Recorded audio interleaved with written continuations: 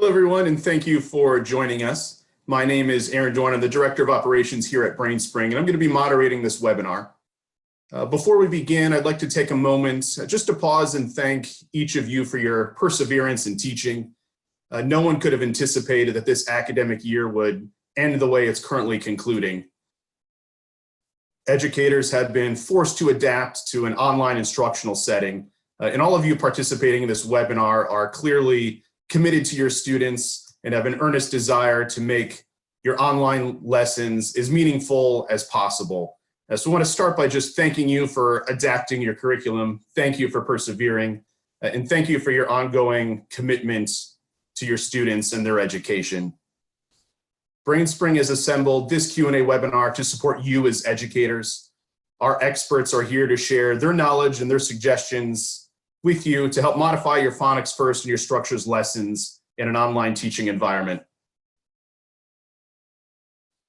Many of you submitted questions for this webinar when you registered, so we're going to begin the webinar with those questions by answering a handful that were submitted in advance. For those that did not submit questions in advance, we are going to take questions throughout the webinar, so please use the Q&A feature located at the bottom of your screen to submit a question to our panel. And we're going to do our best to answer as many questions as possible in the time allowed. Before we get to the first question, I'd like to take a moment to introduce our 5 panelists. First up is Tammy Brandon. Tammy Brandon is a master instructor and has been with BrainSpring since 1996. She's currently our Director of Distance Learning. She's been spearheading our online professional development platforms in recent years and is currently a master instructor. Katie Hodgkins was a special education teacher before she came to BrainSpring in 2013 and initially started as a tutor. She's quickly moved up through BrainSpring's ranks and is now a master instructor and BrainSpring's Director of Instruction. Nick Smith is also joining us. He's been with BrainSpring for about 20 years and is currently our Director of Learning Centers, overseeing numerous in-person tutoring centers for hundreds of students. And then prior to the current COVID-19 shutdown, BrainSpring launched an online tutoring platform. So we've been doing that for nearly a year. And Nick is currently spearheading that initiative and has some good knowledge and conversation to bring to this discussion. Ingrid Hartig is a master instructor with BrainSpring. She's been with our company almost 30 years and thoroughly enjoys teaching phonics first. She's a certified K-8 language arts and math and has a master's degree in at-risk reading. And last up is Esther Moreau. Esther joined BrainSpring after first teaching in the classroom as a high school English teacher. She was also a learning center director and also a school administrator. She holds a master's degree in curriculum and instruction with a concentration in leadership. She's been a master instructor with BrainSpring for nearly 20 years. So we're going to begin with our first question. Again, if you do have additional questions and would like to submit those in the Q&A, we'll answer as many of those as we can in the time allowed. But we're going to start up with a question submitted from Judy in New York. And Judy asks, what additional online resources has BrainSpring made available to teachers? So we're going to start with Tammy Brandon on this one. Hi, Judy. Thanks for that question. That's a great question. So BrainSpring has put on our members area, for those of you who are BrainSpring trained educators, you can log in and find the structures and phonics first curriculum guides. We have also put in the members area the card packs, the syllabication guide, the fluency practice books for phonics first, and also the phonics first stories. So if you're a trained educator, you can log in and access all of those documents to help with your online learning situations. Also, we have a lot of social media presence. So we have our Facebook pages, which includes the BrainSpring Trained Educators page, the regular BrainSpring page, and also the Orton-Gillingham page. We are sharing a lot of different multisensory mornings on those, as well as on Twitter, Instagram and LinkedIn, you'll find some great resources for older students and younger students on the multisensory mornings. And you can search for those on our website or look at our blog, the Orton-Gillingham Weekly. So Judy, thanks again for that great question. Thanks, Tammy. Next up, we have a question from Cindy in Mississippi. And Cindy asks, am I able to post materials to my Google Classroom? And Katie, we'll start with you on this one. Hi, Cindy. Great question. So yes, you absolutely can make resources available to your students in your Google Classroom. And we just ask to ensure information available is publicly accurate, that the videos and resources that you upload require a district school login to access them.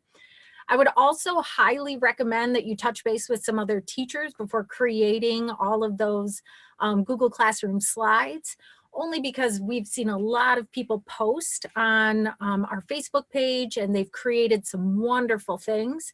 And so to save some of your time, you might want to touch base with other teachers to see if things have already been created so you don't have to reinvent the wheel. But that is a really great question, and thanks for asking it, Cindy.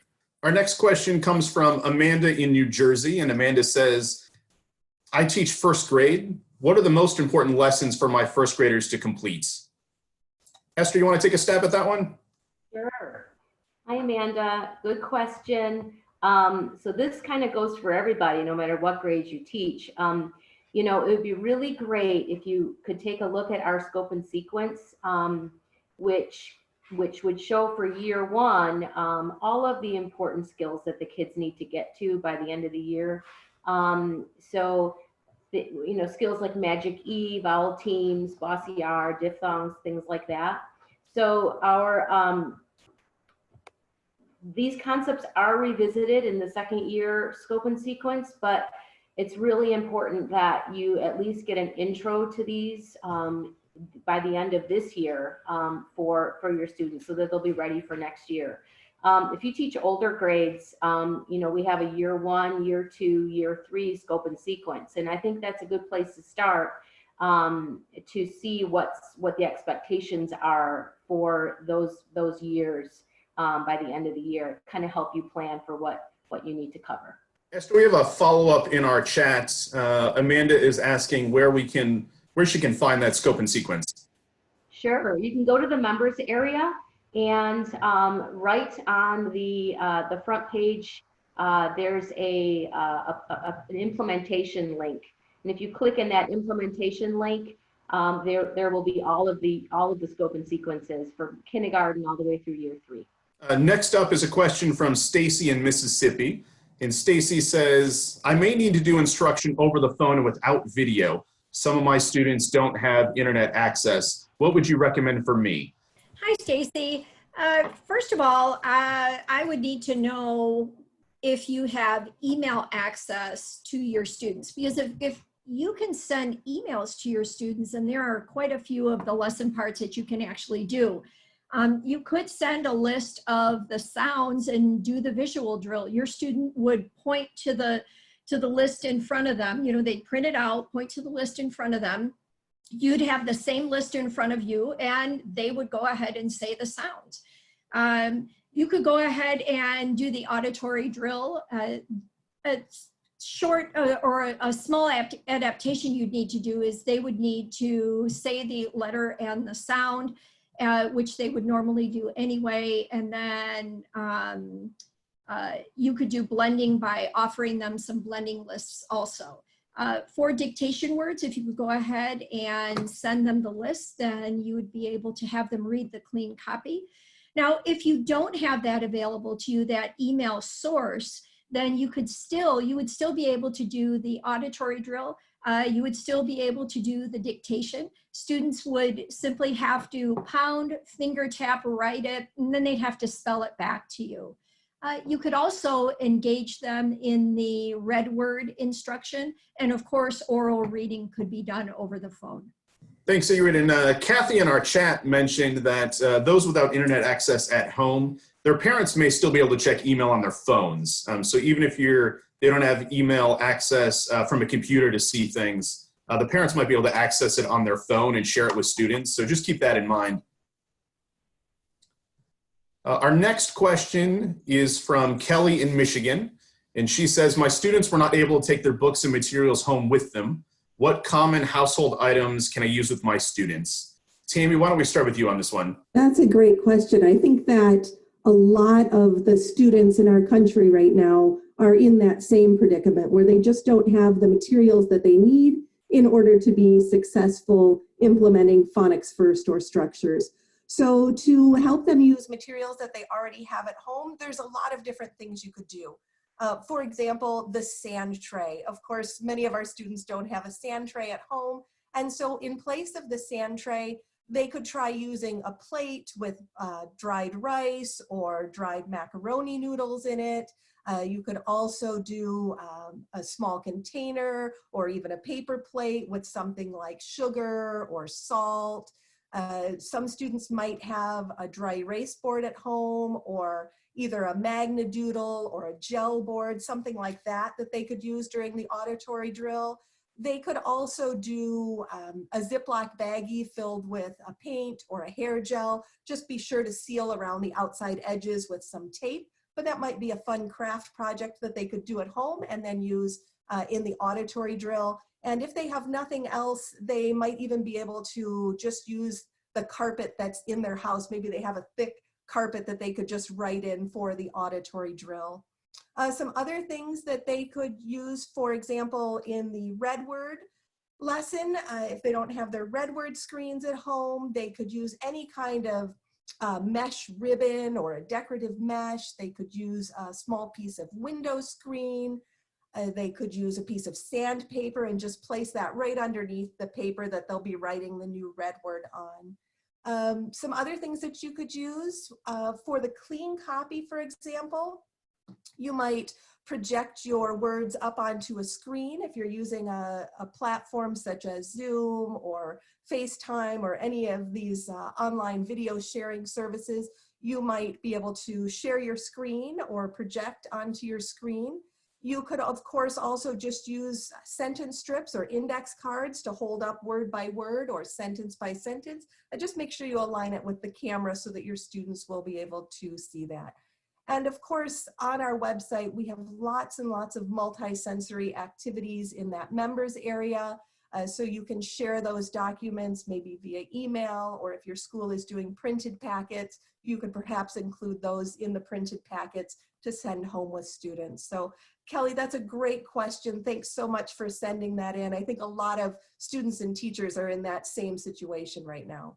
Thanks, Tammy. We did have a couple of responses come in through the chat feature, so I wanted to share those with the with educators as well. Chelsea mentioned that she's currently using carpet pieces. And then Sandra mentioned that Ziploc bags also make a good dry erase material to write on, so that's something to consider going forward too. And then Jenny shared that her students are currently using shaving cream on plates, and then they hold them up to show the teacher. So that's a good option too. Our next question is from Sean in Ohio, and he asked, how do I get access to the members area? And I'll go ahead and take a stab at this one. Sean, to answer your question, members area access is included for free with any course enrollment through BrainSpring. So if you attended one of our professional development courses, you're entitled to access to our members area, and that access never expires. So you can log on to our members area at brainspring.com to access all these great resources. And if you're having trouble accessing the members area and you have completed a course previously, you can reach out to our team at professionaldevelopment@brainspring.com, and they can help you get access if you've lost it. And then now I'm going to move on to a question from Sherry in Missouri, and she says, I'm a parent. My second grader is really struggling with internet learning. Is there anything that you can offer to help? And I'm going to turn this one over to Nick, our director of our learning centers. Thanks, Aaron. Yeah, Sherry, a second grader. Online learning does present some unique challenges that I'm sure all of you out there are currently experiencing. And for younger students, especially those in first and second grade or those with attention issues, there are definitely some challenges. So Sherry, if you haven't already, be sure to bring these challenges to the attention of the teacher. I'm sure if it was in a classroom setting, teachers would more easily be able to recognize students that are struggling with certain things, but in this format, that may be more of a challenge to recognize. So be sure to bring it to the attention of the teacher. They have a team that can help you there as well. And Sherry, because I don't know what the specific issues might be with your child, be it trouble with the content, trouble with the technology, trouble with the format, all of the above. How I think I can be most helpful is providing you some reliable sources you can turn to get specific answers to some of those questions. And of course, one of those would be BrainSpring. You heard my colleague Tammy talk about our social media platforms, which are great for the teachers, but they're also great for the parents. So be sure to follow our Facebook page, our Instagram. We put a lot of great things up there. Of course, this content's free to use, so be sure to follow that. And I'd like to point to a couple of other organizations, understood.org, Learning Ally, and the International Dyslexia Association. Once again, understood.org, Learning Ally, the International Dyslexia Association. Be sure to check those web pages, and right on the home page of those sites, you'll find resources as a result of COVID-19, great resources. And you can also follow those organizations on social media platforms as well. I even think the IDA just yesterday on their Facebook page posted a COVID-19 resource guide, which I found helpful, and I'm sure many parents and educators would also. And the cool thing about these organizations, similar to ours, is we're used to supporting people anyway. So it's just another way we can do it. And then lastly, Sherry, if your child continues, is struggling with specific skills, say reading, there are organizations like ours that do also provide online tutoring, which could also be an option. So Sherry, I hope I was able to answer your question. Thanks, Nick. Next up, we have a question from Caroline in Idaho. And she says, I'm looking for some ideas that might help my kindergarten students. Ingrid, let's start with you on this one. Absolutely. I'm just going to share 3 things that you can do with kindergartners. One is phonemic awareness. The next one is nursery rhymes. And the last is to read to your kindergartners. Phonemic awareness is the basis of all reading, and students need to be able to blend and segment words together. So just have fun with your kids by practicing guess my word. So say to your students, see if you can guess my word, up, and see if they can get it. And if they guess it and they shout it out and get really excited about it. This blending supports reading. And students must be able to do that before they can even transition to the blending board in our phonics first 3-part drill. Segmentation is going to support their spelling. So ask or say a word and ask them if they can go ahead and they can just stretch it out. Nursery rhymes. Nursery rhymes are so important for the students' reading development. I know that we often don't see a lot of nursery rhymes with our students today, but just practicing nursery rhymes will help them with that cadence, with that rhyming, that flow of our language, that phrasing. It helps build vocabulary, and it helps them, of course, with that all-important phonemic awareness activity or skill of being able to rhyme. And last but not least is going to be reading. There is nothing that can replace reading to your students. Read and reread. Kids are funny. You cannot read something to a student too many times. And that allows them to gain sight words. That allows them to be able to read it back to you and just get really excited about reading and set aside that time in order to make reading happen with your kindergartners. Our next question comes from Angela in Arkansas. And she says, I have some great ideas for using Phonics First online that I would like to share with other educators.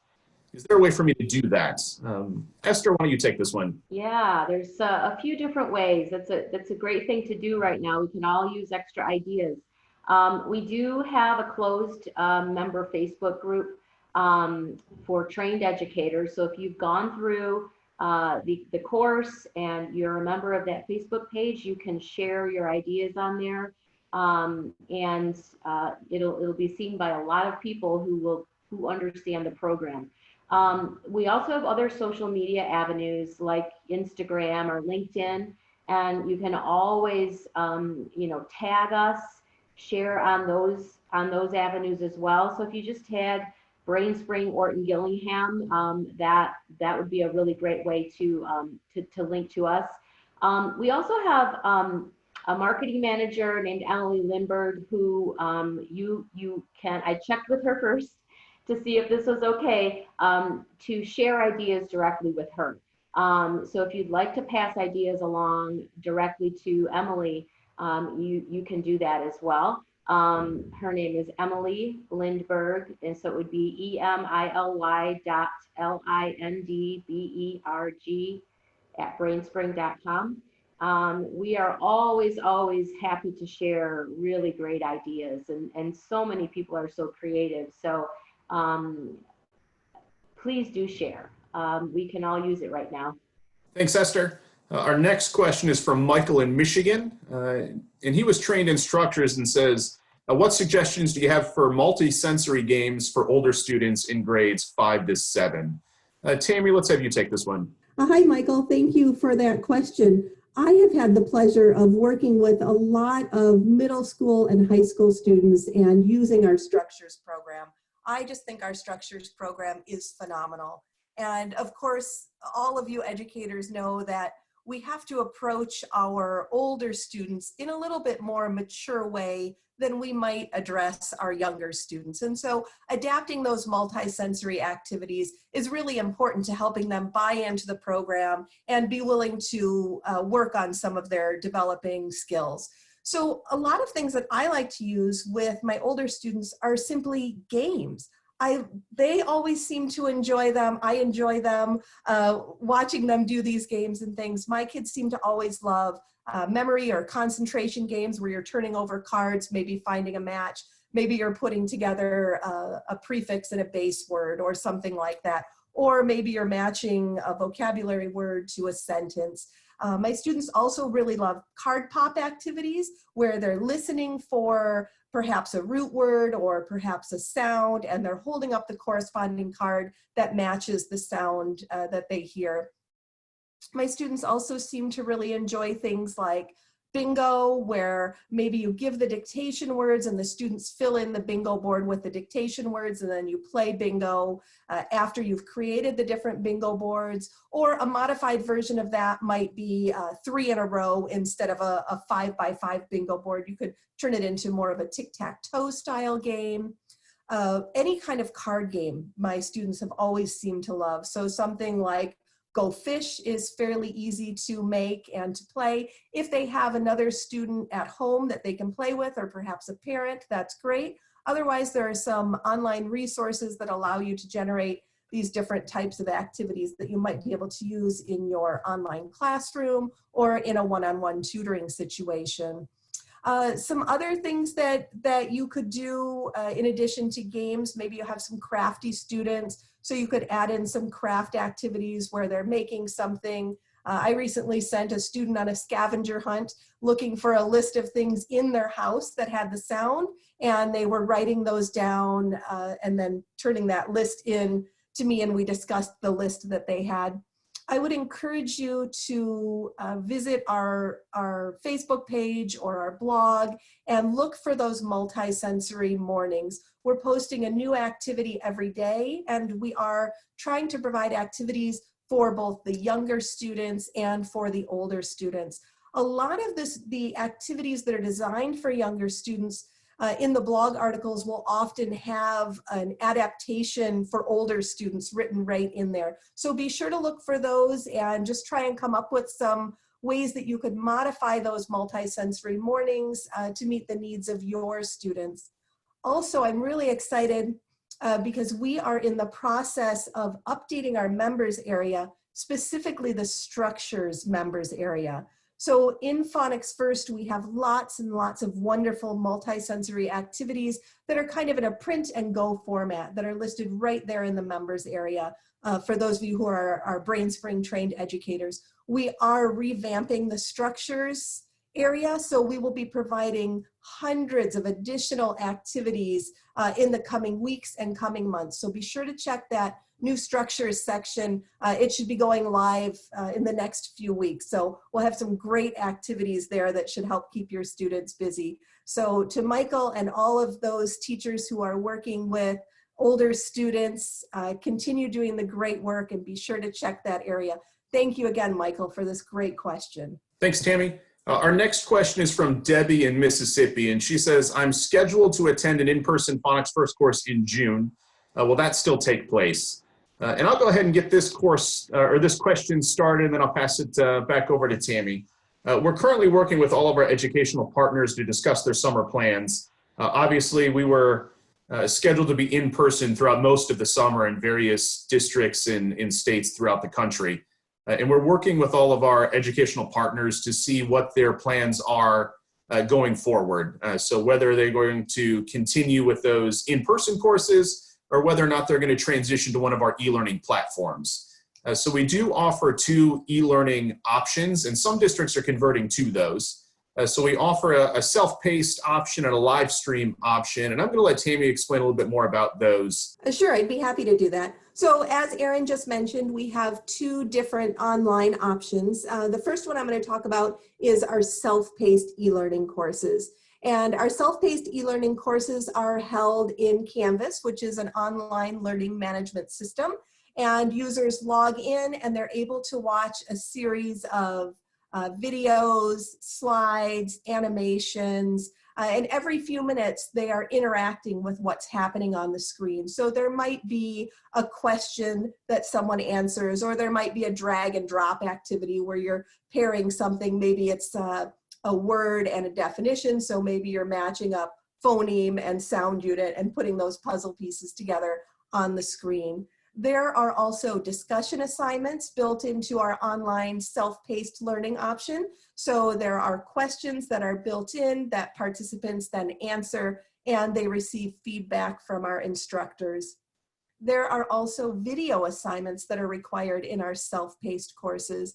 And the video assignments have the participant filming a lesson or part of a lesson and uploading that direct to Canvas. And then our team of BrainSpring instructors watch these videos and provide feedback on all of the elements of the video. So for example, if you submitted a 3-part drill, you would be working with a partner. And we know that right now, many of our fabulous educators and parents are unable to get into their schools and maybe unable to interact with friends or colleagues. And so the student that you work with in these videos can be anyone. It can be your own child, your partner or your spouse. If you have access to a neighbor or friend, maybe you're not in a situation where you're self-isolating. You can use anyone as your student. But in the event that you don't have a student available, you can use a platform such as Zoom and work with a partner via Zoom and then submit that video. And our instructor team is still able to provide you feedback and tips on how to improve your implementation of Phonics First and structures with your students when you do return to the classroom. So that's our self-paced option. The other option that we have is the live stream courses. And our live stream courses are taught in real time by one of our BrainSpring instructors. And they're hosted via Zoom, this platform that many of you are using right now to participate in this webinar. And with the live stream course, it's very similar to our in-person course. So you are participating, you are able to ask questions of your instructor. We've also added in some additional features. We have the chat feature, so you can ask questions to your instructor. We have the polling feature that we use, so the instructor can pose a question to all of the participants in the course and find out the answers or find out what people are thinking. And we also are able to pair people together so that they can work in small groups or even just with one other person to practice different parts of the Phonics First and Structures lesson plan. So again, this gives you that opportunity to really get to know our programs so that when you are able to return to the classroom, you'll be able to confidently and correctly go in and deliver Phonics First and Structures with fidelity. So Debbie, that was a great question. I hope that my answer gives you a little bit better understanding of our self-paced and our live stream course options. Thanks, Tammy. And Debbie, just to more, I guess, summarize the answer to the question, we are still planning to conduct professional development this summer. Whether or not that professional development is going to be in person or if it's going to be converted to one of those e-learning options that Tammy just discussed. We're still working with our educational partners to answer those questions. And we'll be in touch with you or with them soon. Our next question is from Lynn in Alabama, and she says, I'm an instructional coach. What can I do to help support my teachers remotely? And Katie, we're going to start with you on this question. Sure. Hi, Lynn. Great question. So I think the best way to support your teachers as an instructional coach is to set up some times to speak with them or record some videos, share ideas that have been working and what hasn't been working, connecting with the teachers and sharing the ideas that we've been sharing about how to remotely teach students is a great way to promote working with students and what's working and what's not. We set up constant meetings through Zoom to connect with one another. That might be an option for you to connect with your teachers through Zoom platforms so that you can share ideas. And lots of teachers are creating so many creative ways to work remotely with their students that sharing those ideas I think are really important so that we can reach more students that way. So as an instructional coach, I would try your best to set up times to speak with your teachers and set up meetings to share those ideas and share the ideas that you've learned from this Q&A and what we have posted on our website about ways to work with students remotely. Thanks, Katie. Our next question is from Heather in Arkansas. And she says, how do you suggest that parents help facilitate lessons at home? Nick, can you get us started on this one? I can, Aaron. Thanks, Heather. And so as far as what parents can do from home, let me approach it from when we're doing online tutoring with a student who is doing phonics first. We talk with parents about a couple of things that they can do at home to help facilitate the lesson. First and foremost is the setup at the home base. You want to find a place for your child that is quiet, that is free of distractions. I'm sure if many of you out there are doing this via Zoom, you've seen some interesting things pretty regularly at this point, but you want a quiet spot, one that's free of distractions. They have that their materials that they're going to be using are there at their workspace prepared. For online tutoring, we send them the materials and then we make sure that they're there, or ask the parent to make sure that they're there at the workstation to be used when they're needed. You want to eliminate or minimize the amount of time the student's going to be up and down during a distance learning session. Sometimes they get up and they never come back. So you try to keep them where they're at. And for the first few sessions, you want the parent to be easily accessible so that if there's technical issues or the child needs something, that they're within earshot. And it's a fine line to walk because we want them to be available, but not hovering. So just be around the session. So the setup is extremely important. And then we always talk with parents about after the session, what they can do at home to follow up. And that includes going over the red word, reviewing the red word with the child, doing extra dictation words if possible, doing repeated reading with the reading that might have been supplied for the lesson. And then as Ingrid related to earlier, just doing extra reading, read to the child at their grade level. These are all things that the parent can do at home to make the session, to make the lesson more successful. So Heather, hopefully that's helpful for you. Thanks, Nick. Our next question comes from Holly in Colorado, and she says, how can I maintain fidelity and actively assess my students using distance learning? Katie, let's toss that one to you. Hi, Holly. That's a really great question. And actually, I've been noticing in the Q&A that there have been a lot of questions about assessing things like dictation. And so I was just going to try to incorporate some of the answers into some of your live Q&A right now, too. Just keep in mind when we talk about maintaining fidelity, teachers and all of you are doing the best that you can given the situation. So I think everybody is working just amazing and doing the best that they can with the given situation, and fidelity can be difficult because of the given situation.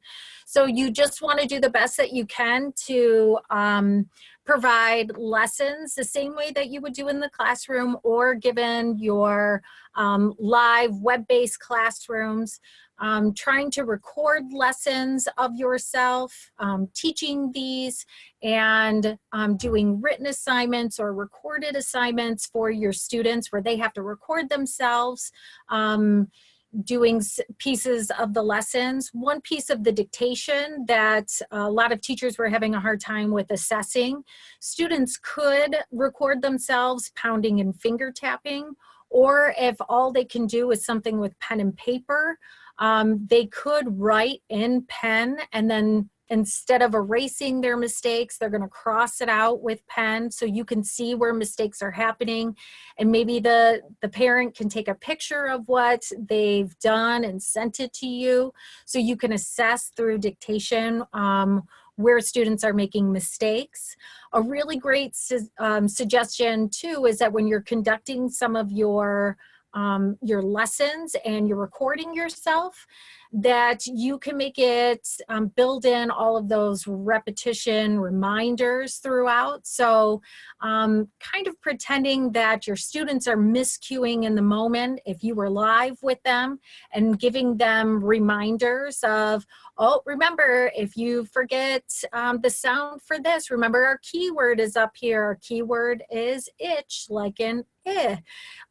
So building in some of those reminders throughout your lessons, and it just gives them some extra feedback when they're watching those lessons. And then just assessing students like you normally would. So doing those spell checks and dictation, and seeing if you can receive that feedback in writing from your students or through their live-based classrooms. But I just want everybody to not be so hard on themselves too during this crazy time, and everybody I know is working endless hours to make it as best as it can.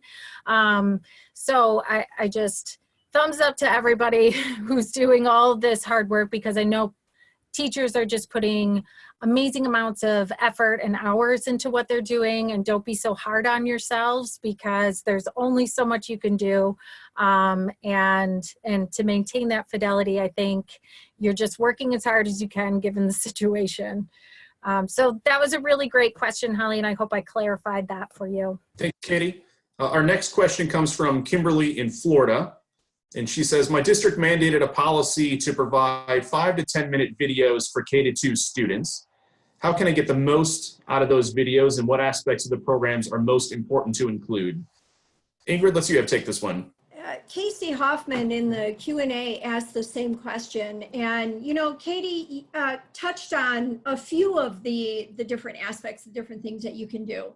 Of course, when you're moving from a live presentation and you're simply recording a video, we're of course going to have to make some adaptations. So just as Katie mentioned, you know, during the 3-part drill, get out that card pack that you normally use with your students and show the card. In fact, I usually hold the cards in front of my face so that the students are clearly seeing the card. I pause, and then I go ahead and I say that sound. You can go through the card pack that way, give that pause, prompt students ahead of time to go ahead and say the sound if they think they know it, and then they can check themselves when you say the correct sound for that letter, for that card. For the auditory drill, go ahead and say a sound on the video. You're gonna pause and then go ahead and hold up your whiteboard with the correct letter on it. The students can then check their response. For the blending, again, if you have your cards set up, then go ahead and say, now point to each card as you sweep across, and you may even want to do that. Pause and then go ahead and give the segmented sounds and then the blend, or just say that blend. So it's going to be a matter of thinking about, hey, my student is sitting right in front of me. I'm going to pause, but then I'm going to give that response. I'm going to give that support and that check for that answer. You can do the same thing with vowel intensives. If you're using the vowel sticks, go ahead and say the vowel sound, pause, and then hold up the correct stick so the students can check themselves. For dictation, same thing. Say the word, pause so the students, or prompt the students even, say pound, finger tap, write it, and then in the video, hold up that card and say, now check your answer. And then when it comes to reading the clean copy, go through those cards and have them show them to the students, and you may even want to pause after each one, and you can go ahead and say the correct answer. So it's really going to be a matter of supporting your students and giving them that wait time, and then giving them the correct answer for whatever it is, and then going ahead and supporting their learning. Okay, and the same with red words. You can go ahead and you can teach a brand new red word. You use orthographic, you use all the steps. Just give that pause, then make that video, do all those motions, and ensure your students' success through that support. Thank you so much for asking. Thanks, Ingrid. Our next question is from Sharon in Michigan, and she asked, do you have any suggestions on how to adapt 5th grade syllabication and root word lessons digitally? Esther, can you help her out? Yeah, another great question, of course. And a lot of what Ingrid just said will apply to this question as well. You know, it's really hard to know what platforms you're all using. And one thing that everyone can do, every teacher can do, is to just simply creatively record yourself introducing introducing and modeling lessons. So be as creative as you can be. This is the perfect opportunity where we're out of the ordinary. People are expecting it to not be same old, same old. So this is the perfect chance to get a little bit creative. I mean, change your scenery, go outside, incorporate your animals into instruction. We had somebody submit from Janine Cyrus from Oakwood School just submitted, and I think we posted it on Instagram, her doing a red word lesson with her dog Diesel, and her dog Diesel was talking, and it was really great. So these are everything that we have to do this digitally. We have to it's not going to be as easy as it is in a classroom face-to-face, but as long as you're being creative, you know, I think that the kids will love it. If you're using a platform where the kids can see your mouse moving possibly, or your cursor moving, you could demonstrate syllabication, watch kids doing syllabication if this is something that you can see the movement on the screen. If you're using Zoom, I think Tammy mentioned this earlier, if you are using the Zoom platform, you can incorporate videos and images, interesting images, by sharing your screen. So if you want to teach Greek and Latin roots and you want to look up the etymology or the history of a specific word, there's all kinds of great resources online, and you could pull those up and share your screen. You could then put kids into breakout rooms, have them come up with a presentation together, share it with the rest of the class. So there's a lot of really interesting ways to teach digitally. the tricky part is knowing what platforms everybody has available to them. And so I would say, just to sum it up, you know, just have fun and be creative. I've been seeing teachers send me things where the teachers have a dance party with their kids, or they're doing all kinds of really fun stuff. And so I think that's the name of the game at this point. Thanks, Esther. And I'll just add on to that, you know, now's not really a time for perfection. And I think students understand that we are, you know, they're learning to learn in an online environment, and all of the educators are learning to teach in an online environment.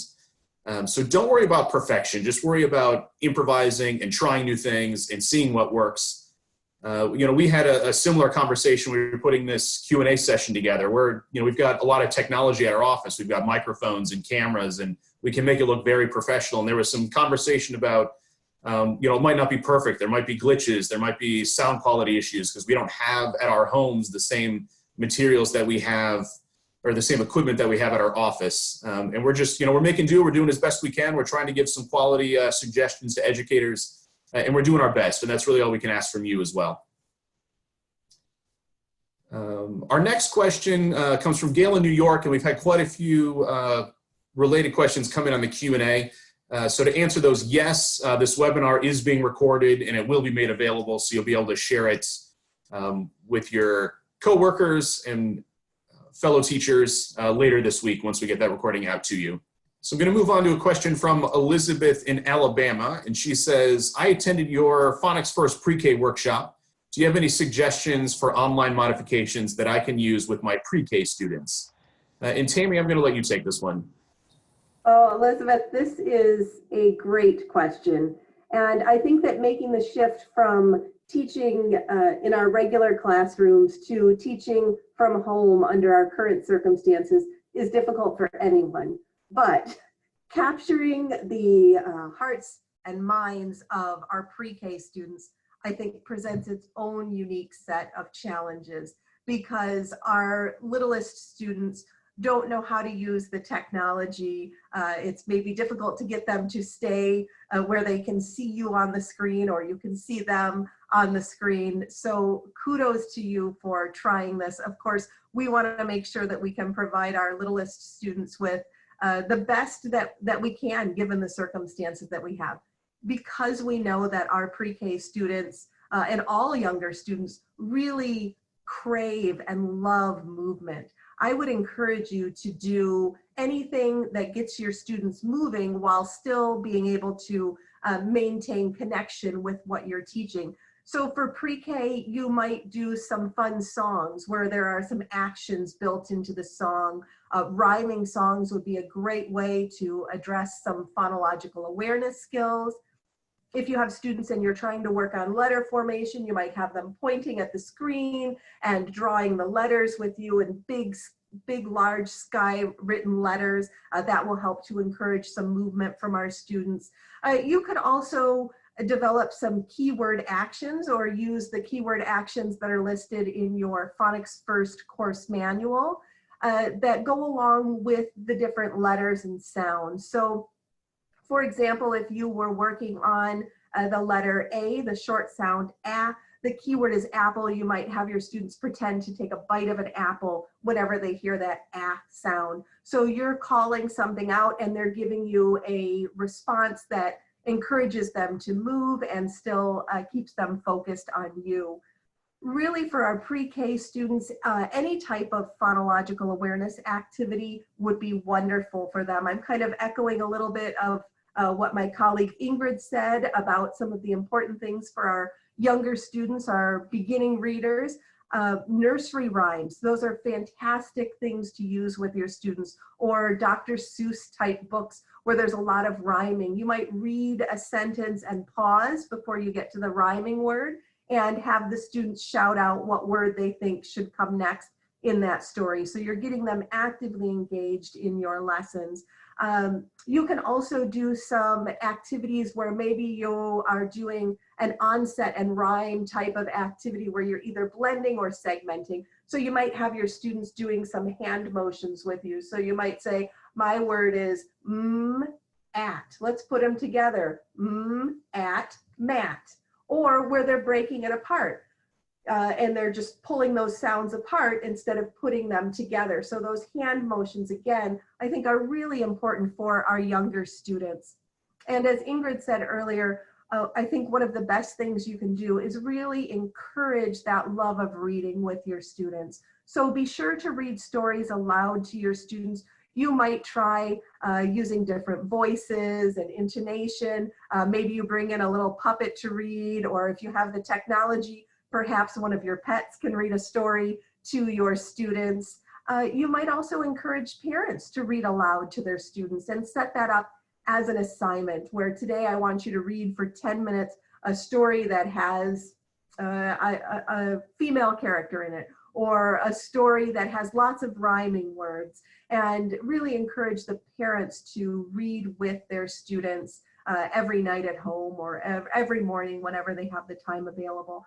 Another fun thing that you might encourage parents to do with their pre-kindergarten or preschool, even kindergarten and up students, is find a friend or family member who has a children's book at home, and ask that family member or friend to read the story via FaceTime, or make a video of themselves reading it and email it or text it to the parent to share with the child. It's a great way to help our younger students who are maybe feeling a little bit isolated or lost in this new climate that we're living in. It's a great way for them to connect with people outside of their home or their immediate family.